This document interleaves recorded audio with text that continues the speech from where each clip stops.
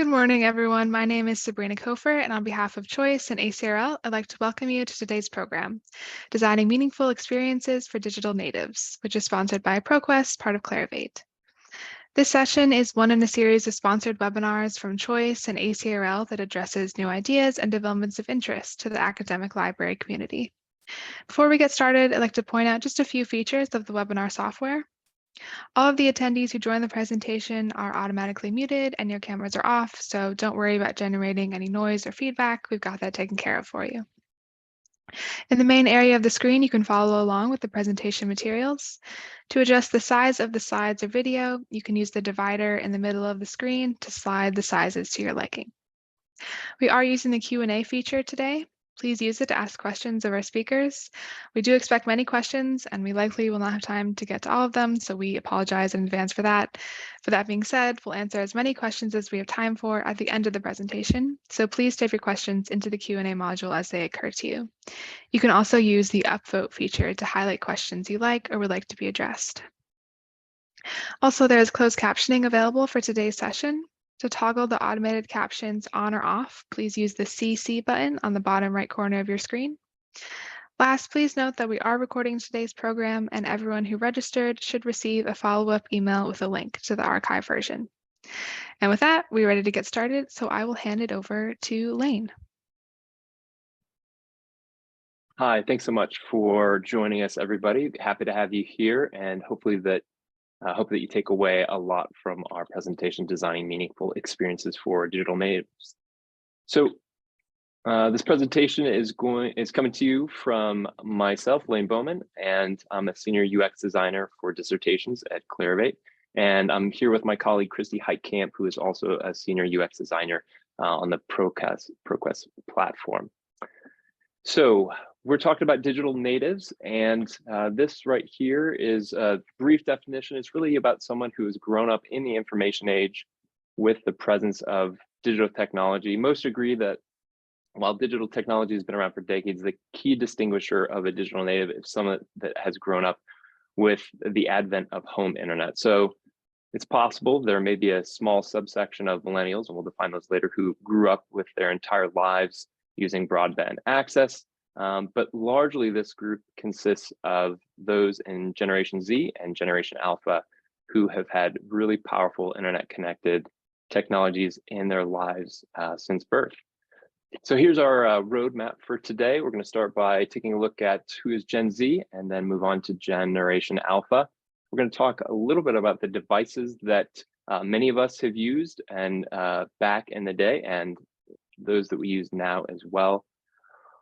Christy's going to be taking us through digital natives as learners, and she's also going to dive into a little bit of the trends that we're seeing with digital artificial intelligence and AI, especially when it comes to education. And then we'll wrap up by looking at some of our design recommendations and principles for these digital natives. But before we dive in, here are some of our research for the presentation. Consists of both primary and secondary sources. So first, over the past few weeks, Christy and I have been gathering information about digital natives through a 14-question survey. You can see a little bit of the information about that survey there. And our aim was really to better understand how digital devices and services are being used in the learning processes of digital natives. We also spent a good amount of time with secondary sources, surveys, reports on Gen Z and Gen Alpha. Now, some of the research covered digital natives in the United Kingdom, but largely this research comes from those based in the US population. That being said, many of the principles we'll discuss at the end will still broadly apply to digital natives around the globe. So let's talk about these generations. Now, I've already referenced Gen Z and Gen Alpha a little bit, and there are a couple other generations, so I want to take a moment to describe them. And I say describe them. I want to be clear, these are kind of others' definitions of these generations, not my own. So starting off with the silent generation, those in their late 70s to mid 90s, typically described as a hardworking, patriotic, and compliant. Coming after them are the boomers, late 50s to late 70s. This is typically described as a very prosperous generation, yet a little bit gloomy and dissatisfied. Afterwards, we've got Generation X, those in their early 40s to late 50s, typically described as independent, flexible, and self-reliant. And then coming into the millennials here, those in their late 20s to early 40s. This is, a generation that kind of had their foot in the past, using VHS tapes, but also, some of them came around to surfing the web at home. And again, they've generally been described as progressive and accepting. Full disclosure, I'm a millennial, so I'll do my best not to make this presentation all about myself. Gen Z comes after that. They're a very collaborative, pragmatic group and really value authenticity. We'll talk a little bit more about them. And then Gen Alpha, those are ages 10 and under. So we're going to do a little poll here. I just want to get an idea of what kind, where you fit. What generation do you belong to? I'll give a moment for you to respond.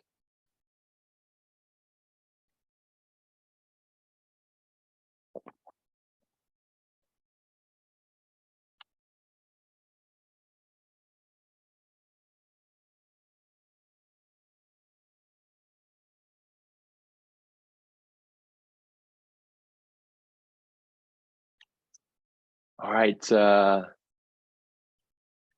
should be able to see the responses here. Looks like Gen X, 43%, Millennial, 34%, Boomer, 20%, and a couple of Gen Z at 3%. Great, thanks so much, guys. All right, moving on, let's talk about Gen Z. So again, ages 11 to 26, this is about 68 million for the US population, which is about 20%. And compared to millennials, there's a significant jump in racial diversity there. You see 48% are non-white. Some of the major events that happened during Gen Z upbringing, of course, it kind of started off with 9/11 and the war on terror, big surveillance, immigration policies, travel restrictions that affected many.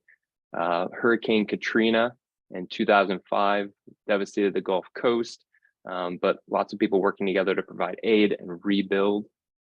And then in 2007, 2008, 2009, we had the housing bubble burst that led to global economic concerns. 2009, first in America's history, the election of an African-American president, President Obama. Then early 2010, there was the Arab Spring, which relied a lot on the use of technology to oppose and overthrow some long-held powers. And then mid-2010 was the BP oil spill. And many of you remember that, brought about a lot of environmental awareness as well as corporate responsibility.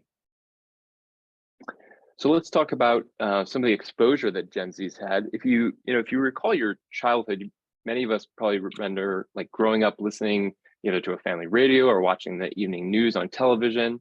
And yes, you would have heard about these kinds of major events through those channels, but your exposure to them, the sound bites, photos, video clips, would have probably been somewhat limited to the station you were tuned into for the few minutes you were present. But Gen Z is really exposed to the latest news events, opinions, all of this pretty much around the clock. They can get access. And in fact, you can see 64% of them are checking Instagram once a day.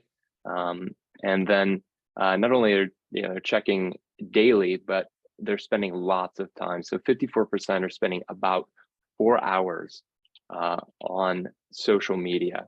And just to compare that for adults in that same category, the percentage that spend that much time is about 18%.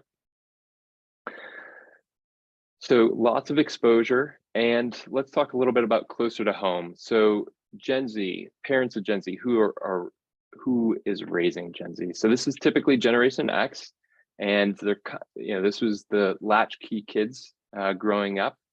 This generation enjoyed many freedoms in their youth, And independence is really one of their values. And this independence brought about a kind of resourcefulness, causing them to make do with what they had.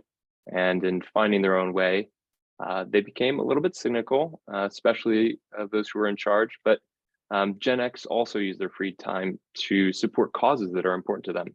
And so their very volunteerism continued as they became really involved parents. We'll see some of how these values will play in and are kind of imparted to their children in some ways. So on to Gen Z. What do they value? So really at the top of the list is authenticity. If you are on social media at all, you're probably aware that my generation, millennials, are known for projecting an ideal image of themselves. They use extensive editing and photo filters, but this is the antithesis of the approach taken by Gen Z. They really want their authentic selves to be reflected, whether in person or online. And then with these advances in technology, Gen Z has grown up in a world that is constantly changing, and they've embraced the fluctuating nature of their environment and have really learned to thrive in it. They're very flexible, and this need for flexibility may be a little forced, but they've really embraced it in the ever-changing world that they're living in. And really because of the connected world they live in, Gen Z is all about collaborating with others. They're all about working together, even to solve, especially to solve big problems. And you might think that all that collaboration would take place digitally. Well, they actually prefer in-person communication. So while they have lots of opportunities for text messaging or FaceTime, this quote was really from a survey done on focus groups of the US and the UK with a sample size of over 2,000 adults between the ages of 18 and 25. And in-person communication was hands down their favorite form. So a few characteristics about Gen Z: they're very pragmatic. They're focused on obtaining information which they can use to take action. This means in general, they tend not to be as interested in what could be or what should be, but what to do right now. And they're also very self-reliant. They're building on their parents' resourcefulness. Gen Z is known to be using their smartphones and using these tools to help get around in the world without any assistance. They can use their smartphone to navigate and place orders, get around, travel, and really it's become a tool that allows them to be even more independent than their predecessors. They're also a very globally conscious generation, in part because of the access to the World Wide Web. This generation is very aware of the challenges facing our day, and combined with their pragmatism, they're also very active in meeting those challenges in whatever ways, big or small. They feel empowered by their technology to make a difference with a like, a click, a post, or whatever other ways they can show their support. And they do show the support not just with clicks, but with also their purchasing power. You know, their values and authenticity drive them to make purchases and really put their money where their posts are. What they purchase and who they purchase from is a reflection of their identity, and that's very important to have those two things integrated. Let's talk a little bit about Gen Alpha. So again, this is a little bit younger generation, those 10 and under, about 50 million in the population today, which is about 16%. And Gen Alpha is already more racially diverse than Gen Z, and the trend continues in that direction. Some of the major events that have happened: the Black Lives Matter movement, highlighting the racial tensions and injustices. There was the attacks in Paris, was just a number of attacks in that area in 2015. The election of Donald Trump as president in 2016, in a pretty intensely divided political climate. In 2017, the Me Too allegations resulting in a lot of upheaval. And then of course, in 2020, the COVID-19 pandemic, which obviously affected us all in many different ways. And in fact, many of the older part of the Gen A were already beginning to spend a year of school in remote learning. Roe v. Wade was overturned, so a landmark decision was reversed. And just kind of taking a step back and looking at these events, they really address or deal with pretty intense or fundamental issues, some of which are pretty divisive in nature. And so I think it's important to keep in mind that Gen Alpha is really getting a lot of exposure to these events and big issues, even at a very young age. So that's kind of the big context. Let's talk a little closer to home with parents of Generation Alpha. Largely, these are millennials, which have been described as snowflakes, each of us unique in our own way. And but I think maybe delicate is another way to put it. And I think this is reflected in their values in the parenting. They don't want to be overworked. They're careful to learn and research about topics of interest. And generally, they want equality for all. And of course, this applies to their parenting as well. Free time is scheduled. They're committed to their children's safety, whether that's seatbelts, bike helmets, sun hats for shade. They take a very positive approach to correcting their children's behavior. So the values of Gen Z, I think or Gen A, it's a little bit early to tell, but I think one thing is very clear. This is a hyper-connected generation. They're extremely capable and connected when it comes to tech, and this is going to inform their values and the ways that they go about learning.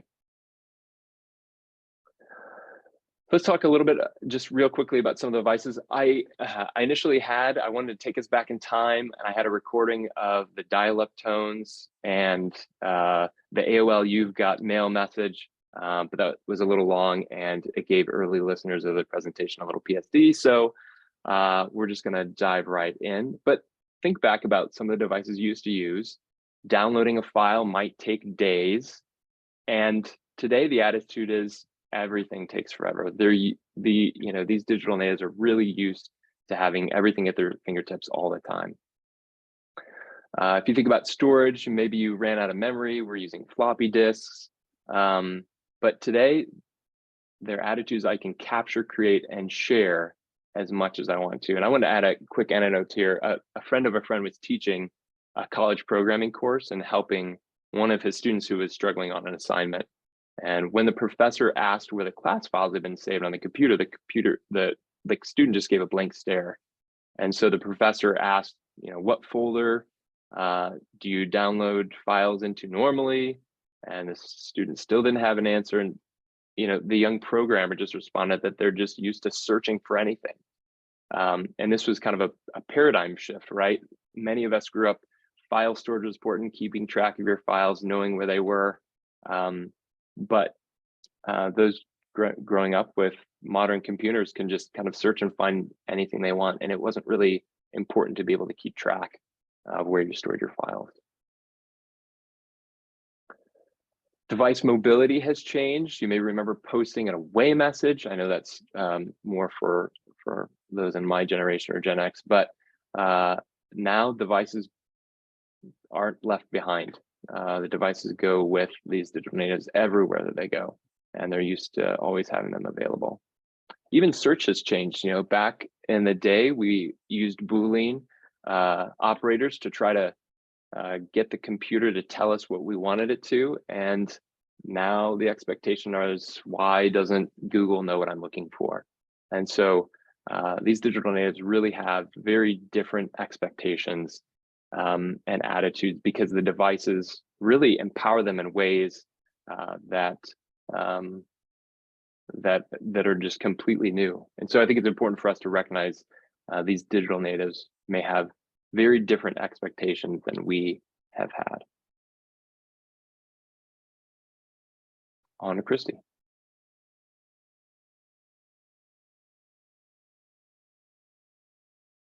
Okay, thank you. I'm going to make sure I have control. Okay. I'm going to explore digital natives as learners. So I'm going to talk about how our future generations are poised to be disruptors because they have access to so much information and so much technology now that there's been so many changes in their life and in education. So I'm just going to explore digital natives in the classrooms. So in school, Generation Z roughly makes sixth grade and up. So that's sixth grade through college and now college graduates. Generation Alpha is just finishing elementary school. And for both of these generations, social emotional learning support at school is more important than ever. They go home and they might spend most of their evening on devices. Their family might spend most of their evening on devices. So access to social emotional learning and sometimes technology is really important at school now. They're also in America seeing much more diverse classrooms. They expect that Generation Z is going to be the last generation in America that's predominantly white. And roughly 30% of Generation Zers know somebody who uses gender neutral pronouns. So this makes it even more important to realize that our future generations are very diverse, and equality is extremely important, and being open to accept differences between everybody. So in school, 57% of Gen Z are enrolled in college, and 35% tended not to trust higher education, even though higher education is extremely important to Generation Z.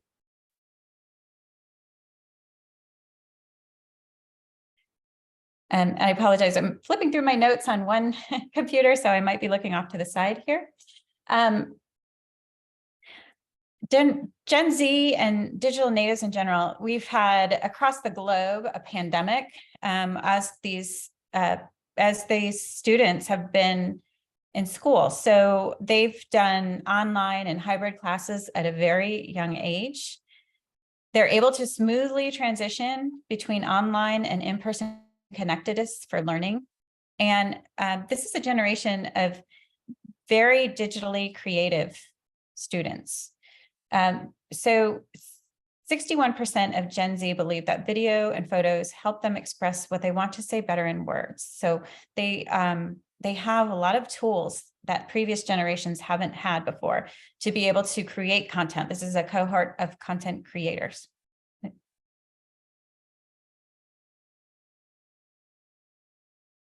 So I just wanted to kind of put in a little lighthearted quote from my 10-year-old son to demonstrate that technology, when they have access to it, is not a barrier to learning for digital natives. So I was talking to my son and he told me that the hardest part about making YouTube shorts is coming up with the idea for the video. The easy part is creating and posting it, which kind of blew me away because I have never taught him how to use or upload anything to YouTube before. So this is all him figuring it out on his own. And this is his way of creatively expressing himself at 10 years old.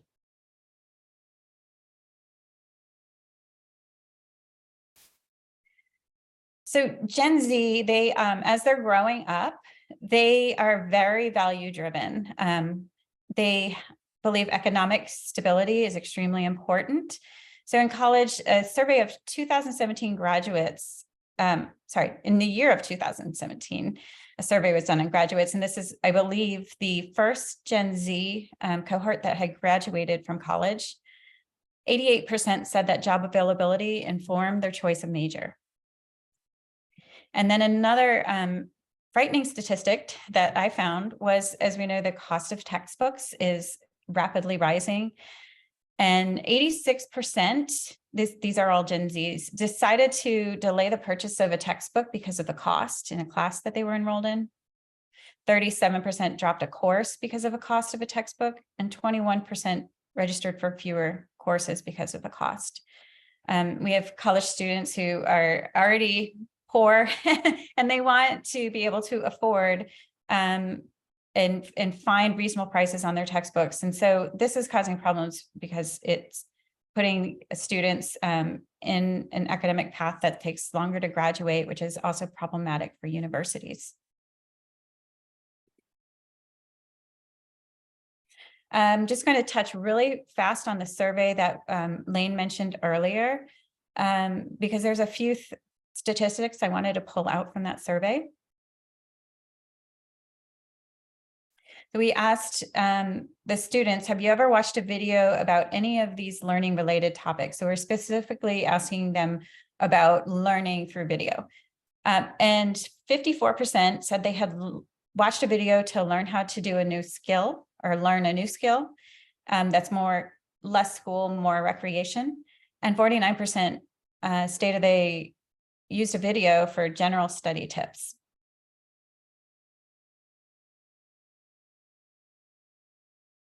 %86 have viewed learning related content on YouTube. So this is not surprising to me because there are tutorials on pretty much everything that you can find on YouTube. And also during the pandemic, a lot of teachers had no way, there weren't online learning platforms set up for teachers when everybody got sent home at first in the pandemic. So they were using YouTube to send read alouds and other teaching lessons to students. And I'm going to, for time's sake, skip through a couple of these slides. So how does Gen Z learn? They're showing a different trend than the millennial generation. They learn by doing. They want interactive, immersive learning experiences. That's how they learn best. They want authentic, real life learning opportunities. They enjoy learning by video more than previous generations. Social learning and knowledge sharing. So this is a very collaborative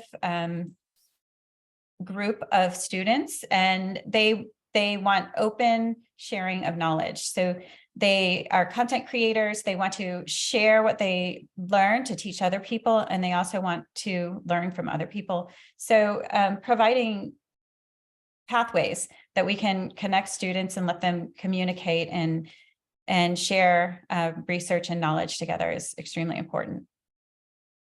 And then personalized learning experiences. Generation Z is growing up with personalization and high levels of personalization in almost everything that they use. And that is starting to stream over into the education as well. And that's going to lead into my next topic, which will be a generation growing up with artificial intelligence. Whether we know it or not, artificial intelligence is lurking invisibly around us all the time.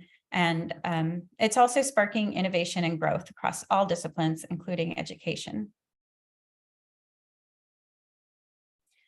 So we can say that artificial intelligence, some say it's a disruptive technology, but it's not disruptive in a necessarily bad way.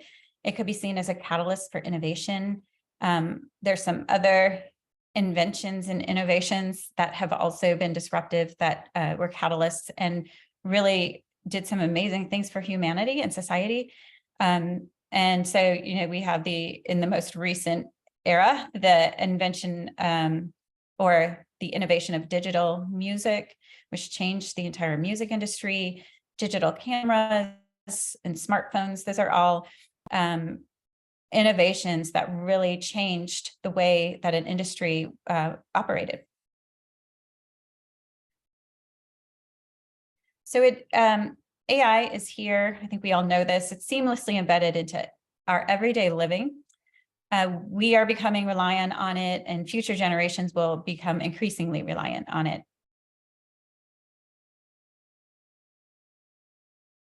I wanted to talk a little bit about generative AI in education. Generative AI is a type of artificial intelligence that uses deep learning to create new content, such as text and images, art even. And it's already out here being used in education. So this is just I think this was updated at the end of 2022. I'm sure that it could even be filled out more. And there are some things missing from here. So this is just you can see it's reaching into all the different areas of education. So artificial intelligence, it can be used for some great things that will improve the classroom and give teachers back time. It can provide personalized learning experiences, which I mentioned earlier. You can create customized learning experiences that cater to each student's unique needs and abilities. There's virtual tutoring AI, which was mentioned in the slide above. Improved and real-time assessments. So real-time assessments give feedback to the student as they're completing the assignment or quiz, and that helps them retain information and comprehension. Immersive learning experiences. The technology is just has created some amazing opportunities for creativity and different ways of learning. Equal access to quality education. So I did see some questions about how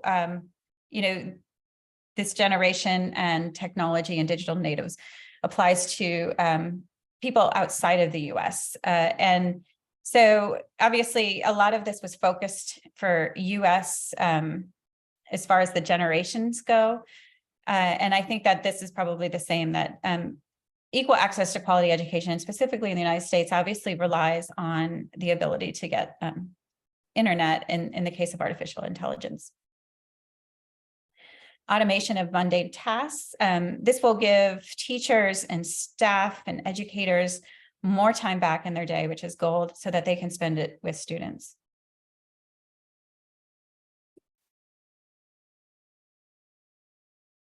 So AI in higher education and research. I found some really fun and exciting research assistant tools, and most of these are free. And I just wanted to touch on these and explore them a little bit, because I feel like this is going to be where artificial intelligence is headed in research. And these are just kind of some first steps there. So I've listed some here. I think the first three are considered research assistants. Elicit is really for the advanced researcher, where SciSpace is, their co-pilot is to help novice researchers with comprehension.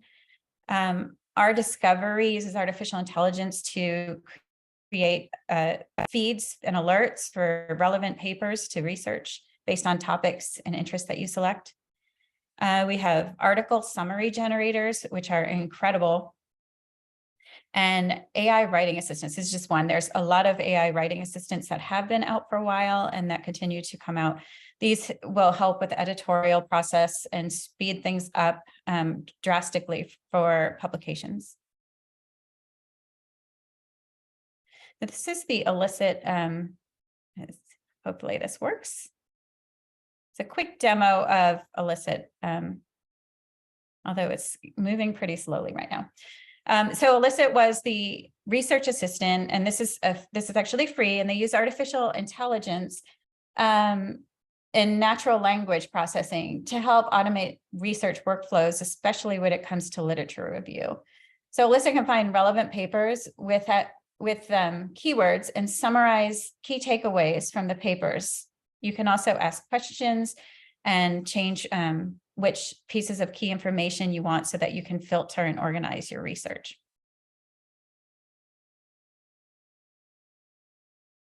SciSpace is also the research assistant I mentioned.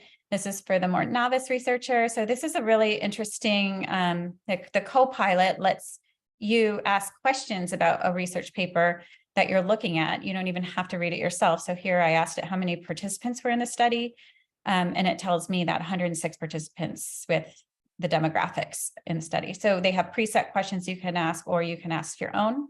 I have found that like most artificial intelligence, it gives very confident answers, but can also be wrong. So there's definitely, these technologies are wonderful, but they're still evolving and growing.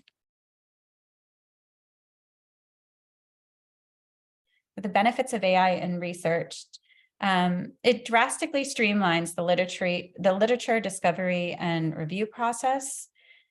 There's reduced time to comprehend, but like I said, with a grain of salt, because it's not always right. You can automate and simulate laboratory and research work, which we've been doing for a long time, and assist in the editorial process of writing and make connections between research projects around the world for information sharing. So it can identify themes and gaps in literature to help people make connections between their research projects. There are some potential challenges of AI, and one I don't have listed here, but I mentioned it above. It's still evolving. It's kind of in its infancy right now, and I feel like as time goes on, it will just become better and better and better. But right now, we're just dipping our toes in it. I think that it could increase the publication submissions because people are able to do research and editorial process much faster. And we already have a problem getting referees for peer review. And so is this going to create a bottleneck? Or are we going to start artificial intelligence for refereeing? I don't know. There's a machine learning bias in any kind of artificial intelligence. It's only as smart as it's been taught. And it's pretty invisible. I mean, machine learning bias is around us everywhere, and we don't really see it. So, so this is going to also happen in research, and that could lead to some issues as far as what it suggests and what it summarizes and spits out in a research paper. Also, AI can't really think outside of a box. So there's a concern that as people rely more on AI to generate concepts and help them brainstorm, it will reduce the lack of creativity and innovation of the human brain. And then, of course, there's plagiarism and copyright issues. We still are trying to figure those out. I think there's still questions about how to cite AI. There's no official recommendation, although I know that there's recommendations of the different kinds of citation styles. There's nothing official yet. So these are things we're still figuring out. And then along came ChatGPT at the end of 2022. I think we're all familiar with ChatGPT now. It blew up. It had 100 million active users within 2 months of launch. In comparison, TikTok had 100 million active users after 8 months. It does have some limitations. It's only been trained on data from the internet up to 2021, so it can't really answer questions on current events. But what made ChatGPT blow up, and more than any other AI tool, is that it allowed virtually anyone with internet and a cell phone number to experience the capabilities of this kind of AI technology. And ChatGPT's knowledge was so broad that you can pretty much ask it any question and it will give you the answer. And most of the time it's correct. It sounds correct all the time, but sometimes it can be wrong. So why is this important to UX design and research, to us as designers? AI technologies like ChatGPT have the potential to radically change the way people search, find, and analyze information. So this is why we need to keep an eye on it. We need to continually conduct user interviews and observations, gather user feedback, and look at usage data to determine how these new technologies are impacting our existing user behavior and workflows, so that we continue to understand it and we can continue to support and provide the best tools. Some other generative AI tools. So ChatGPT is a text generation tool. There's ChatSonic and UChat are also text generation tools. There's some image and visual generation tools. If you want to go have some fun, go try to type in a concept that you have and ask one of these tools to generate an image based on that concept. And you'll start to see why artificial intelligence kind of lacks creativity, where they don't have a pattern or formula to fit something in, like people's faces and hands and noses look weird if you try to ask it to create just a regular concept for an image. So there's some other generative AI tools. I'm not going to go too much into these. And another little tidbit from our digital native survey, we did ask them what other tools they use for learning other than the ones we had mentioned in the survey. So we had talked about YouTube and social media, Google, Wikipedia, those kinds of tools. And ChatGPT came up as our #1 answer and this was just done at the end of February. So within a couple months, students are already using ChatGPT for learning. So it's here, it's something we have to recognize and address very soon. And keep an eye on time here. So is ChatGPT cheating, or is it just changing the way we learn? So there's a lot of questions about whether we should ban or not ban ChatGPT. Can we use it as a supplement to learning, or other tools like ChatGPT? Can it offer us an opportunity to teach students about differentiating between fact and opinion, and demonstrating machine learning bias? And I have a couple slides in here that offer some ideas about how to incorporate ChatGPT in classrooms. I'm going to skip over those for time's sake. I do want to say that there is a lot of questions about, for generative AI, the copyright laws and how they apply to AI generated content. I feel like those are still being figured out. And it's an exciting time. There's still a lot of unknowns, but the potential is pretty amazing. Okay, so back to Lane. So I'm sure this has stirred a lot of questions. We're going to try to help by providing some really high-level principles, some that are really practical and some that are maybe a little more far-reaching, but hopefully this will give you some food for thought. Okay. So first is personalization, right? These digital natives are used to having experiences that are tailored to them. And one of the bare minimum easiest ways to do that is by using their preferred name. It's a first step, but it's a step if you're not already doing it. And of course, you can build on that by connecting other institutional data to better understand who's using your services. And if you're able to take a step further, providing recommendations based on viewing or checkout history is another great way. And you can continue to advance and harness AI in other ways, because a lot of these recommendation tools that you could plug in are built using AI to understand users' past history and kind of project and predict their future interests. Next principle is the idea of interactivity, and this is just the process of two people, things working together and influencing each other. If you think about two-way communication channels, it's investing in digital services that allow you to share and get out information, but also those that allow you to receive feedback and to hear from your users as well. There was an illustration I heard that said, watching YouTube is like going to a lecture, but TikTok is like a conversation. Thinking about providing these two-way channels is a great way for you to hear from your users. And of course, that feedback is a gift. It's important to carefully listen to the voice of your users. And that is really an opportunity for you to provide improvements to your services and to really value those who you're serving.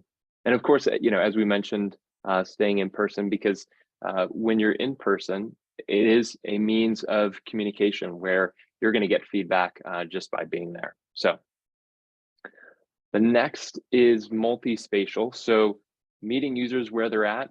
So mobile first. If you're not providing mobile friendly services, that's our first recommendation in terms of trying to align the services you have or optimize those for mobile devices. The second is beginning to think about the hybrid experiences that you provide. If you do provide those, facilitating the interactions between in-person events and online events. It's really important because this concept of community is really basic to Gen Z. And that community expands beyond the limits of the physical space as young people interact increasingly online, and to digital natives, these interactions online are no less meaningful than they are in the real world. And the internet continues to offer forums for close-knit communities to thrive. So it's really important to provide those hybrid experiences. And then I also want to think about how these users are moving fluidly from the physical space that they're in to their digital devices and back. And so even just simple things like placing QR codes that are printed off and maybe at a help desk to get them easily to a digital resource, or the reverse, setting up a digital map that will help them navigate the physical spaces. So just the thinking about this, fluid movement through digital and physical spaces. Over to Christy. Okay, so another principle when you're thinking about designing for these future generations with all the technologies that are available to them is to facilitate learning through a variety of mediums. So video is becoming more and more the tool of choice for these generations in learning. So think outside just text-based articles, text-based books. Try to think about images and audio and video and how you can combine those to create an interactive experience. I'm going to show a couple examples of those too. Create a hands-on, sometimes a game-like experience. Think 3D. These are all additional enhanced ways of learning that are available now.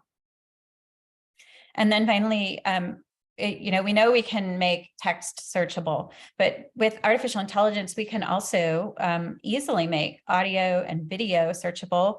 If you have AI, it could recognize faces, it could recognize scenes and activities, and that would make even video something that is searchable from anywhere if you're able to transcribe those kinds of things with AI. You could do it manually, but it's probably not time saving.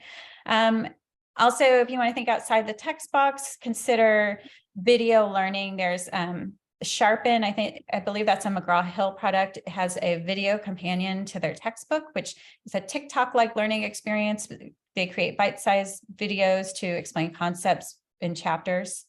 And I also believe that Pearson has a video companion as well.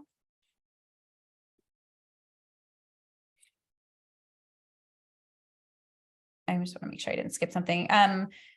Alexander Street, which is one of our video products, actually, I believe is releasing a feature today that is interactive video learning. It allows instructors to create questions and quizzes within the video. So students can learn and answer these questions while they're watching the video. And the instructors can see the answers and provide instant feedback to the answers if they're incorrect. And so this helps comprehension. This keeps interactivity within the video instead of just watching the video. And those quiz answers can feed directly back into the LMS to make this kind of video learning part of the entire teaching experience.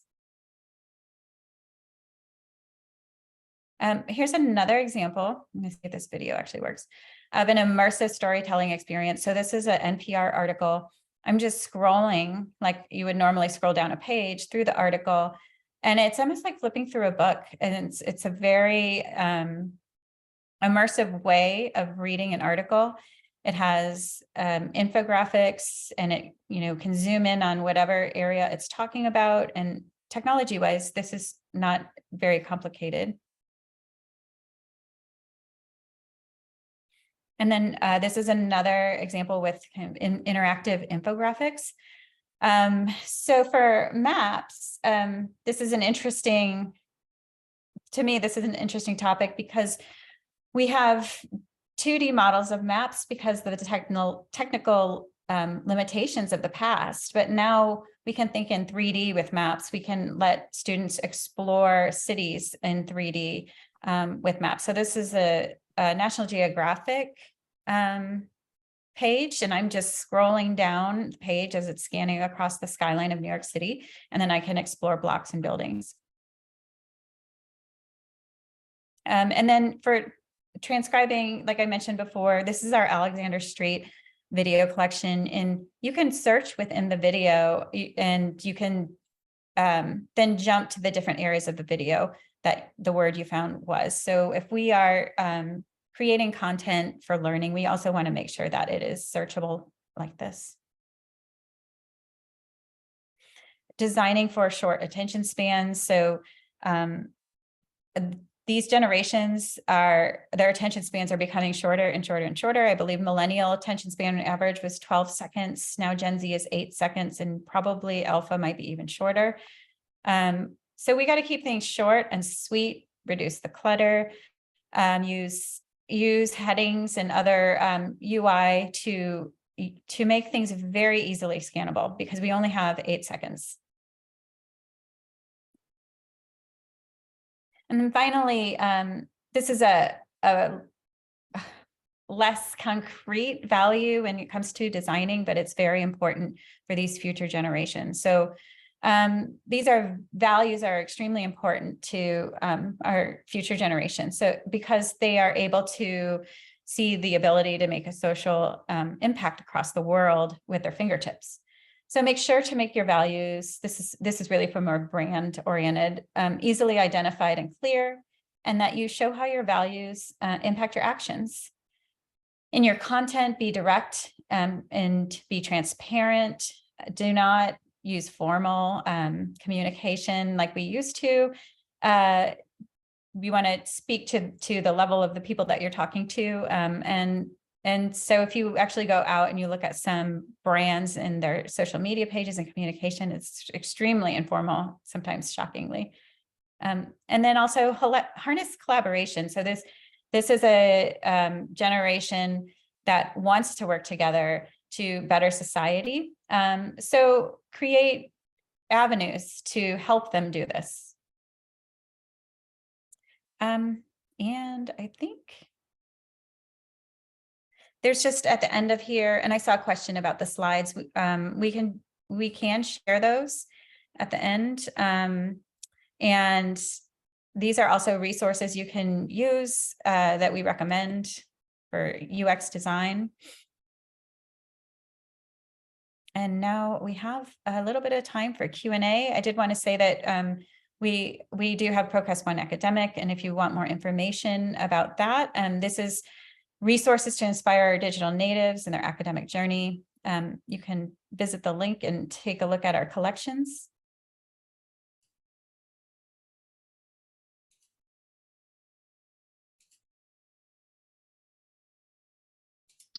I think we're ready for Q&A. Yep. So that was a great presentation. I've been going through and trying to collect all the questions. We might not be able to get all the questions, so we apologize. So the first question is, how has the research addressed the digital divide? What about digital natives growing up without reliable internet?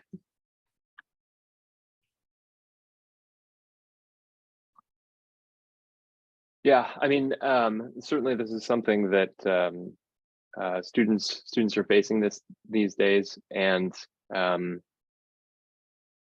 I don't know. We didn't really dive into that aspect of the research. Christy, did you come across anything that would shed light on that? I know you mentioned some of the challenges that textbooks have cost, but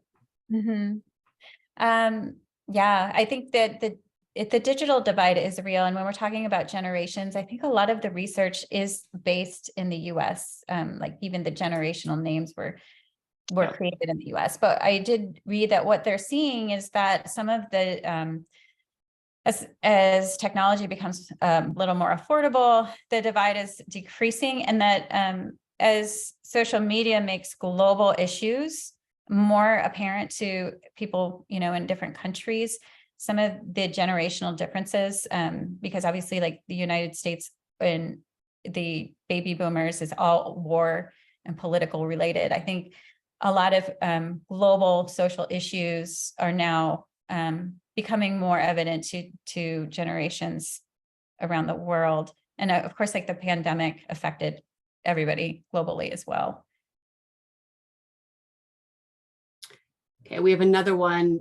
This came up during your research, your stats that you guys gave out. I think this was during Christie's stats. It says, what does it mean that Gen Z does not trust higher education? What are they not trusting?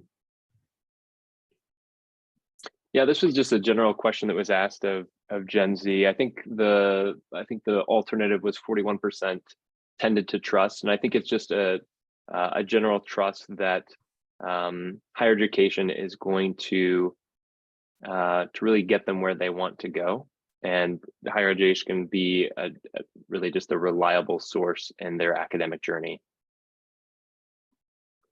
I think when we send out the slides, they'll include links to the references if you want to dive in more. Okay. There was also a lot of great chat during the presentations, a lot about the AI. So here's one: how are Illicit and SciSpace managing marginalized voices in the literature? Are they doing anything to work harder to find information that isn't from the already privileged authors?